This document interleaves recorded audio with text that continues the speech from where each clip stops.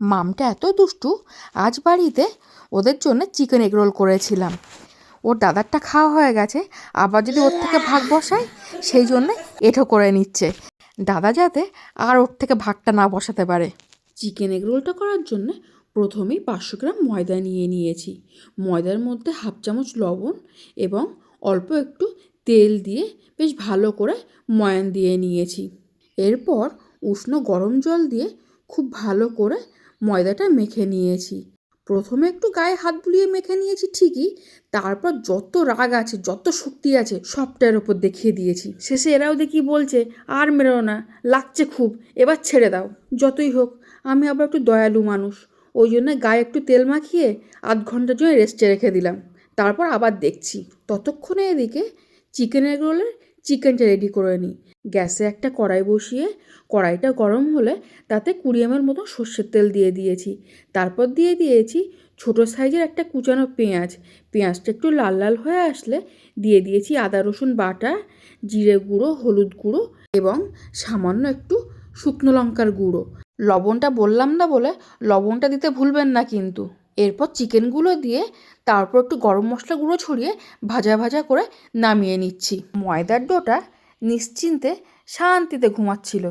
ওদের শান্তি অশান্তি করার জন্যে ওদেরকে নিয়ে আবার ফিরে এসেছি। খুব জোট বাঁধার শখ হয়েছিল, দিয়েছি সব কটাকে আলাদা আলাদা করে কেটে।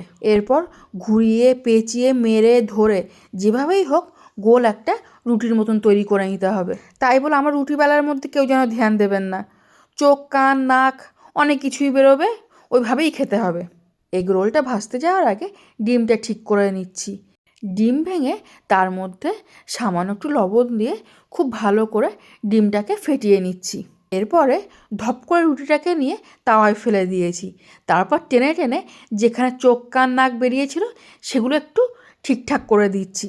প্রথমেই একটু এপিট ওপিট উল্টে শুকনো অবস্থাতেই সেঁকে নিতে হবে।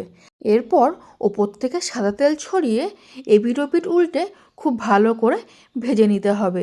এই সময় অবশ্যই গ্যাসের ফ্লেমটা মিডিয়ামে রাখতে হবে। এরপর ডিমটা দিয়ে দেব। তার জন্য আবারও একটু সাদা তেল দিয়ে তার মধ্যে ডিমটা দিয়ে দিচ্ছি। ডিমটা দিয়ে খুব ভালো করে চারিদিকে ঘুরিয়ে ঘাড়িয়ে ওর ওপর রুটিটাকে দিয়ে দিচ্ছি। ভালোভাবে চেপে চুপে রুটি আর ডিমকে চিপকে নিলাম। ব্যাস, আবারও একটু এপিট ওপিট উল্টে বেশ ভালো করে ভেজে নিয়েছি। আবারও বলছি, গ্যাসের ফ্লেমটা অবশ্যই মিডিয়ামে রাখবেন। এগ রোলের রুটিটা একটু মোটা করে বেললে ভালো লাগে। এবার ভাজার সময় যদি হাই ফ্লেমে তাড়াতাড়ি করে করে নেওয়া হয়, ভেতরটা কাঁচা থেকে যায়, তখন খেতে খুবই বাজে লাগে। ব্যাস, সবই তো ভালোই ভালোই হয়ে গেল, কিন্তু এখনও চিকেন আর এগ রোলের জুটিকেই তো মেলানো হয়নি। এগ রোলটাকে ফেলে তার মধ্যে শসা, গাজর, কাঁচা লঙ্কা, কাঁচা পেঁয়াজ কুচি এবং হিট প্রোডাক্ট চিকেন কিমাটা ওর ভেতরে দিয়ে তার উপর দিয়ে কেচাপ ছড়িয়ে মুড়ে নিলেই ব্যাস রেডি চিকেন এগ রোল। এই চিকেন এগ রোলটাই বাইরে থেকে কিনে খেতে হলে 70-80 টাকা দাম নিয়ে নিত। একটা লাইক কমেন্ট করতে তেমন কি খরচ হবে? ভিডিওটি ভালো লাগলে প্লিজ চ্যানেলটিকে সাবস্ক্রাইব করে নেবেন। ফেসবুক থেকে দেখে পেজটিকে ফলো করে নেবেন।